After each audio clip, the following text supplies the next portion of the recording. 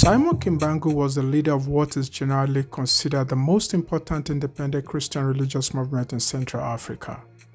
Although active only a few months before being arrested and imprisoned by the colonial government, Kimbangu developed a following which later morphed into a large organized church named the Church of Jesus Christ on Earth by the prophet Simon Kimbangu. This is Africa Epic History. Please subscribe if you have not yet done so and thumbs up our videos. Thank you.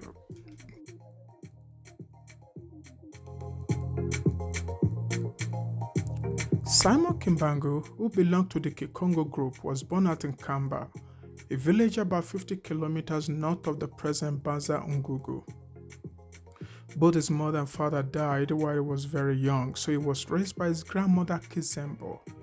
Kimbangu attended primary school at the Naba Baptist Missionary Society, station of Gobo Lutete, where he was baptized and where he learned about the Bible.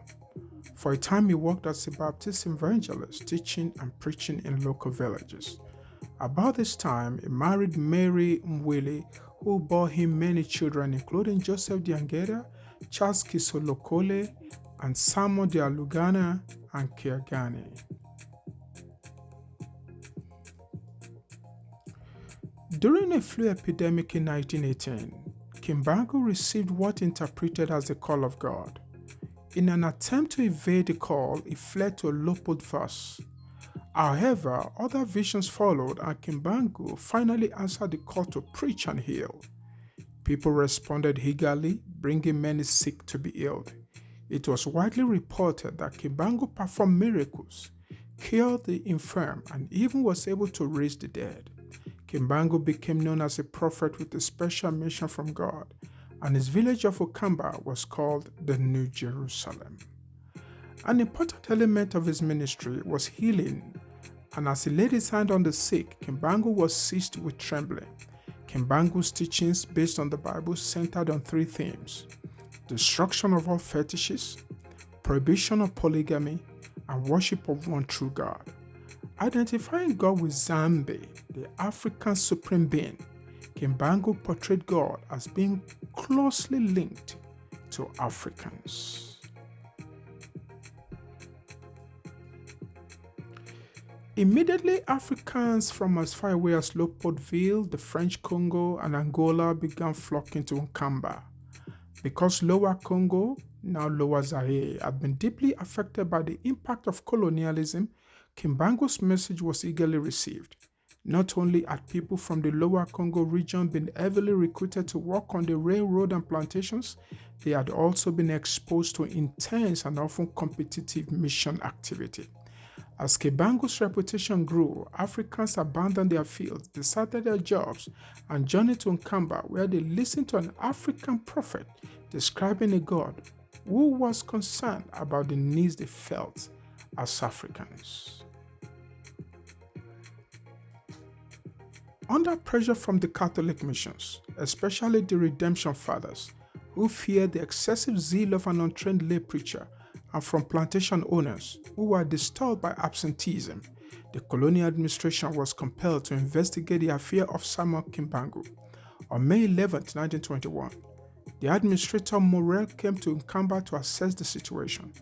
Arriving at a time when Kimbangu was preoccupied by a religious experience, Morel was treated rudely and ignored by the prophet. For a time, the colonial government tried to halt the flow of people to Nkamba by prohibiting the transportation of the sick as a hazard to public hygiene. As the pilgrimages continued, however, government agents were ordered to arrest Kimbangu.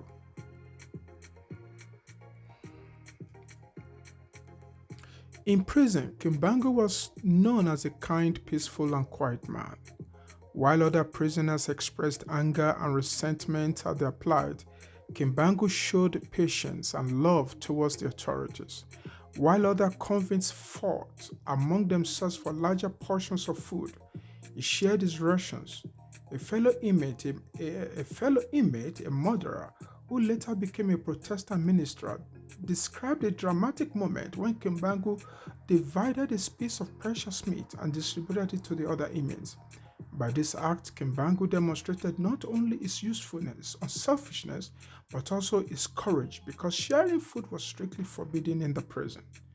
After the symbolic act, Kimbangu walked into the warden's office, a place which was absolutely off limits to prisoners, saluted the official, and returned to his cell.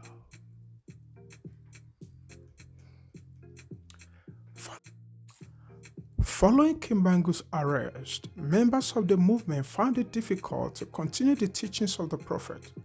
Not only were they harassed by government officials who placed Nkamba under martial law and forbade anyone to express allegiance to Kimbangu, they were also troubled by heterodox tendencies as various prophetic personalities arose to claim leadership in the sect. Andre Matua began amicalism in 1926.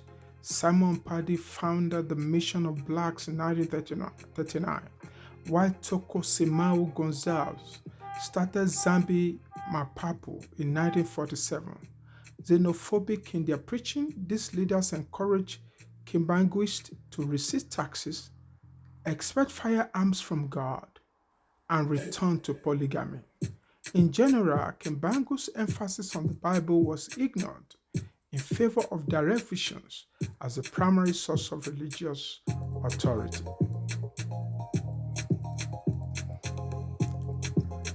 After the Congo won its independence in 1960, Kimbanguism became increasingly important in the life of the nation. Besides operating a seminary and primary and secondary schools, the Kimbanguist Church developed an ambitious program of social services in Lower Zaire and Kinshasa. Together with Protestantism and Catholicism, Kimbanguism was recognized by the Zaire government as a major religious organization. Unlike Protestants and Catholics, however, Kimbanguists relied on their own constituency in Zaire for almost their entire leadership and financial support.